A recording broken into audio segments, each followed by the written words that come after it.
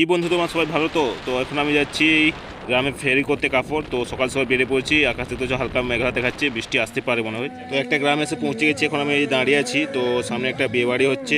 তো ভাবলাম কিছু মনে হয় বিক্রি হবে, তো দাঁড়িয়েছি। একজন আমাকে দাঁড়াতে বললো, দেখি কি নেয়। এখন আমরা আসি দাঁড়িয়ে।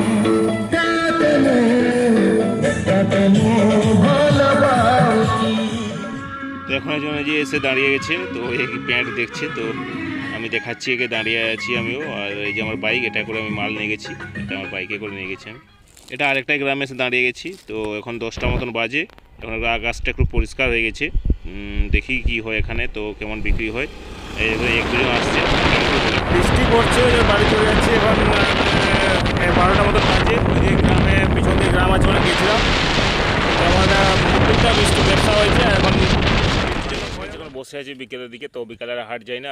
আর এখন পিছনে জমিনে এখন আমাদেরকে চাষ হবে, বৃষ্টির সময় চাষ হয়। তো কালকে ইন্ডিয়া ইংল্যান্ডের ম্যাচটা যা যা দেখেছো, তো আমি রাত্রি 1টা পর্যন্ত দেখেছিলাম। তো 2022 সালের বদলা কিন্তু 2024-এ ইন্ডিয়া নিয়ে নিয়েছে। তো এটা নতুন ইন্ডিয়া, নয়া ভারত। তো এই ঘরে ঢুকতেও জানে, ঘরে ঢুকে মারতেও জানে।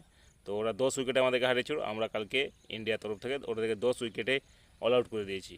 তো তোমরা যারা যারা দেখেছো কালকে ম্যাচটা কমেন্ট করো। আর আজকের ব্লগটা এতটাই। তো দেখা হচ্ছে আরেকটা ব্লগে। তো ততক্ষণ জন্য থ্যাংক ইউ।